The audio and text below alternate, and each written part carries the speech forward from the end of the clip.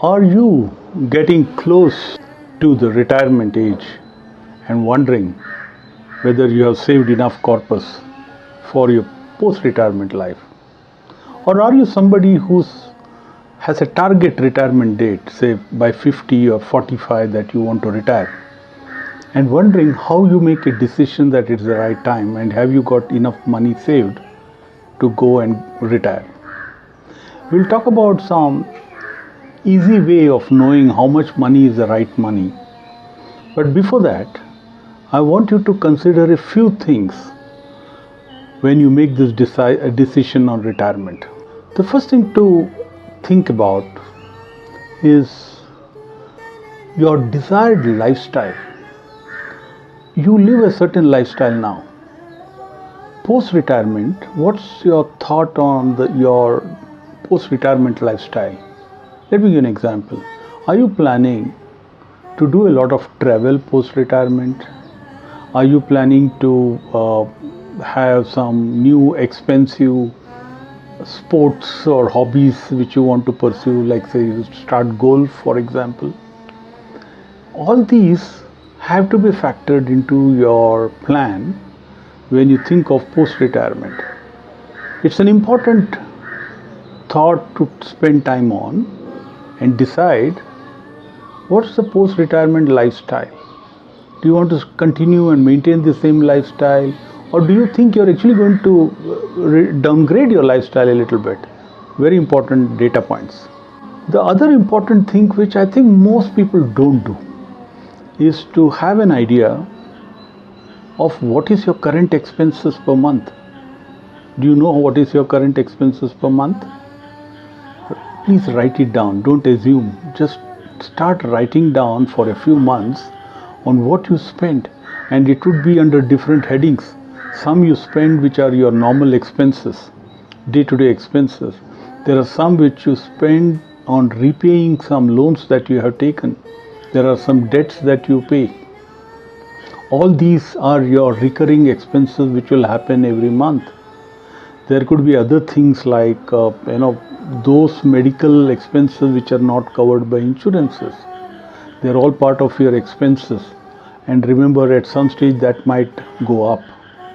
Post-retirement, there are some expenses which might go up, like the medical expense which I mentioned, and there could be some which will come down. Maybe you travel a lot now, and post-retirement you don't plan to travel a lot, so that expense will come down.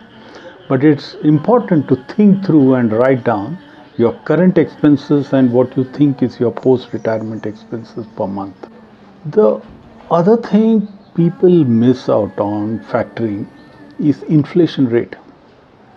So inflation rate is nothing but that everything is going to get more expensive next year as compared to this year.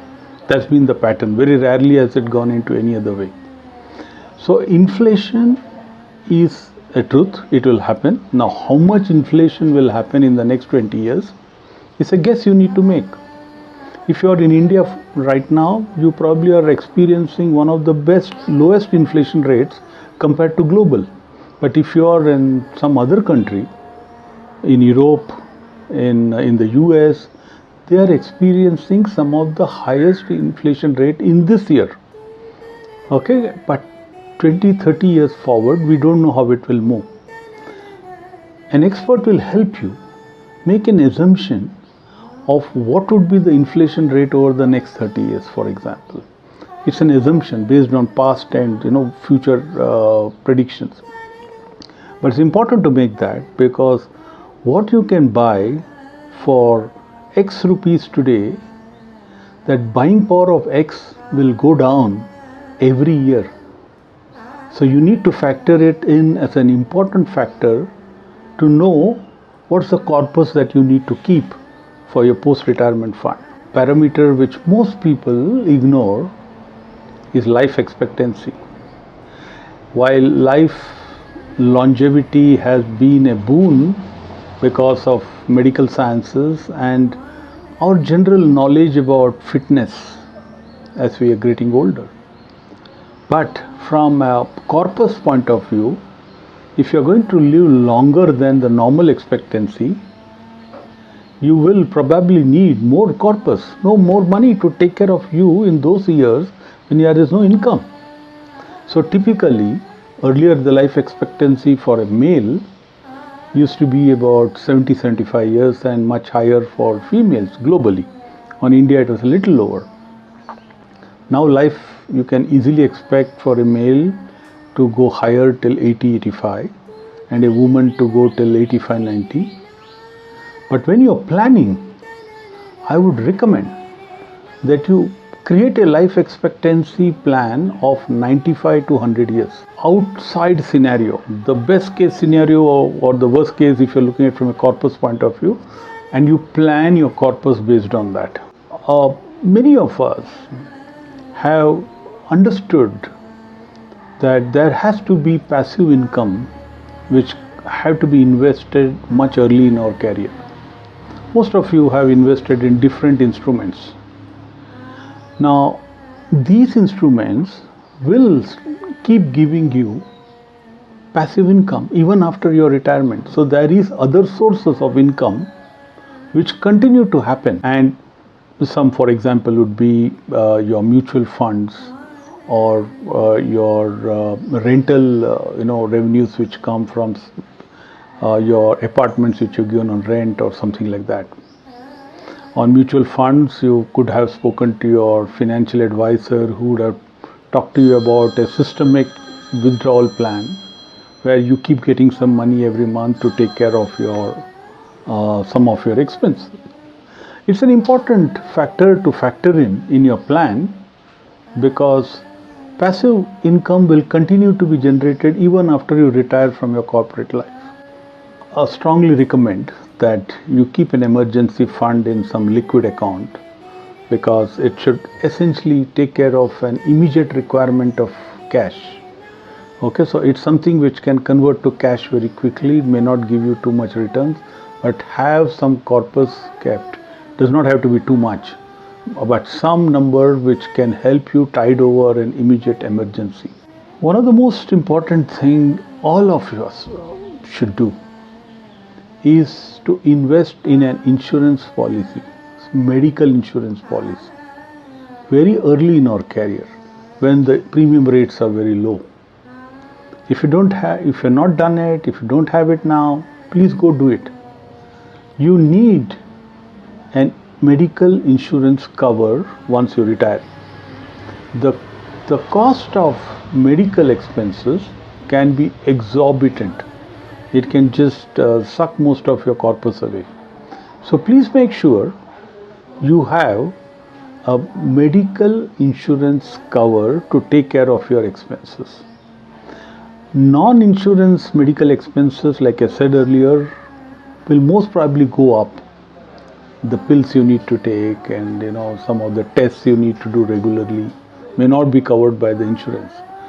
So plan for a higher expenses on medical expenses. If you are someone who has taken some loans earlier for the housing or for your car and things like that, my suggestion is that please make sure that you pay off all your debts before you plan to retire.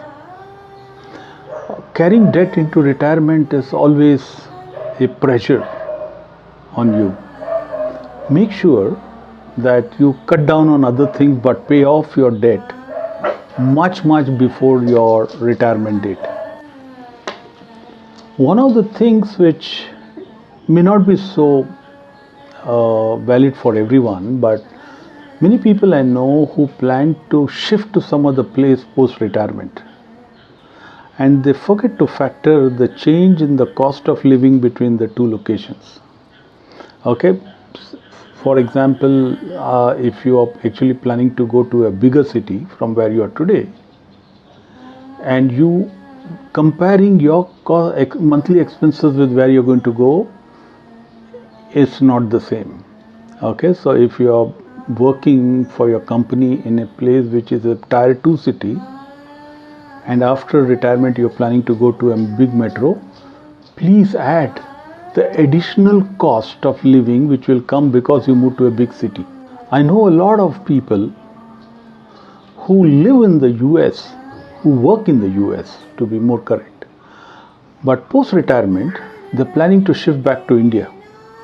Now the corpus they need will substantially reduce because the cost of living in India is much lower than the cost of the same money in the US. Or if you're planning to retire and then go back to your village in India, then the cost of living in your village will be far lower than the cost of the city where you're living in now. It's an important factor to factor into this whole thing. Looking at all these parameters, if you want to arrive at what is the right corpus to retire with safely and without worry, there are many calculators available, retirement calculators. They are free, where just Google and you will get them. They will ask you questions around which you need to fill around the parameter that I talked about above. What's your monthly expenses? Which city you stay, so that they can estimate an inflation growth, okay, or inflation rate. What's your current age? How long do you think you will live? Okay, this question might seem, but very important for the calculator to know what is your expectancy, and like I said, give a higher life expectancy. It's okay if you're giving more. Based on that, it will calculate and tell you exactly how much you need. But if you don't want to go through that, I have found that many people recommend, and I personally use that, a simple multiplier. If you are going to retire by 60, and if you are going to live till 80-85, then multiply your current monthly expense into 30. Okay, so let me give an example. Suppose your monthly expense today is 1 lakh. So the annual expenses today for you is about 12 lakhs. Multiply 12 into 30, which is about 3.6 crores. So if you need to retire now and you're close to 60, then you need 3.6 crores to live a life where it assumes that you will live the same standard of living. So your cost of living or your expenses per month doesn't go up significantly, except for the inflation which has been factored in this. And you can then live as the life expectancy that we talked about. This is a back of the envelope calculation, not an accurate science, but this assumes that you have insurance for medical expense. This also assumes that, of course, that the debt and everything that you have, you have factored in your expense. And my strong suggestion is, please get rid of your debt before you get into retirement. So monthly expense multiplied by 12 is your annual expense, multiplied by 30 to give you a rough idea of the minimum corpus that you need to have to retire with the same lifestyle. Okay, so I hope this is useful. My strong recommendation is you must consult a financial advisor, okay, who will help. I am talking to you from my own experience and talking to many people on this topic. But to make a personalized plan for you based on your investment pattern, your expenses, all the other parameters we talked about, where do you want to live, the location and stuff like that, you must talk to a financial advisor, certified one, who can give you a complete personalized report. But do this and you can retire with peace and without any worry. Put some comments below for any other questions that you have, and I'll be very happy to answer. Till next week, stay unstoppable.